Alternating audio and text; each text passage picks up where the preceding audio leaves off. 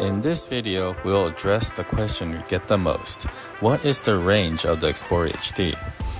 It may seem like we just fire up the goggles on the XplorerHD and mindlessly take our RC vehicles wherever we please.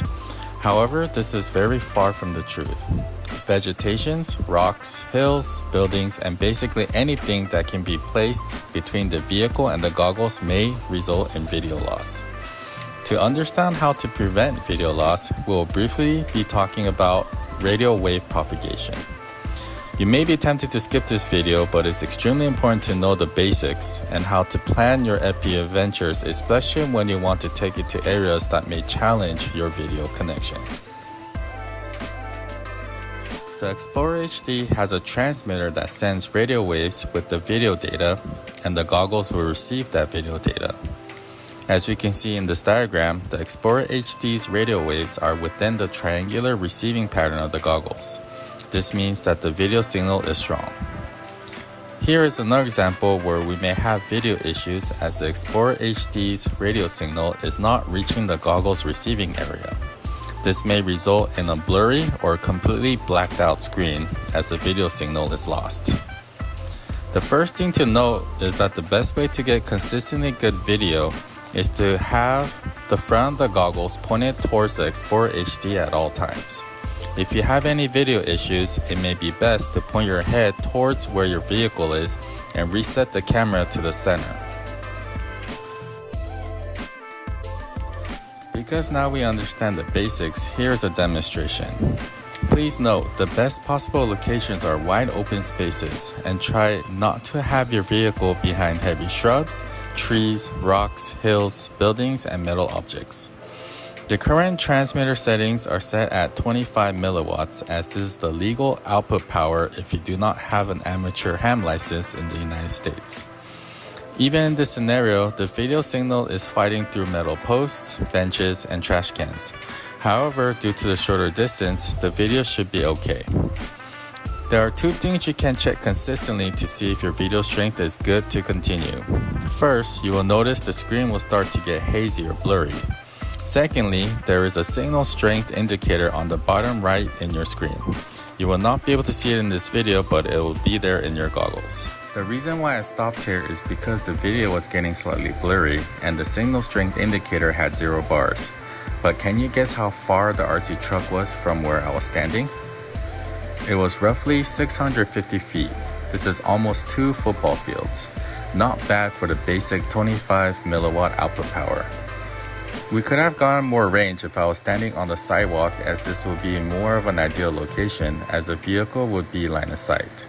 Yet I wanted to show a more realistic scenario, and the video system didn't do so bad. Being a holder of a ham amateur license, I raised the output power to max, and now we can see how much farther we can go.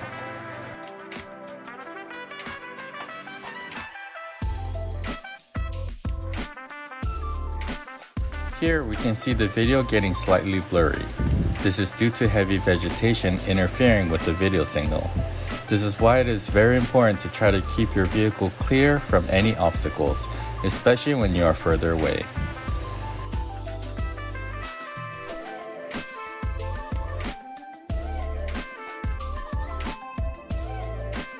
Let's pause the video here, as this is the furthest distance in this demonstration.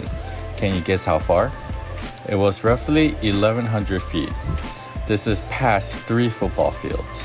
We could have pushed it out further, as I still had very good signal strength. Another very important thing to note, the radio transmitter I was using was ELRS. In another video, we got this system out to 2,200 feet and still had radio link. However, please note that your radio transmitter may not be able to go these distances, so you may lose radio signal before your video. We have made our round trip, and here are the distances covered. Lastly, here's a demonstration on what not to do. As we already know, the best coverage is to put the XplorerHD directly in front of the goggles.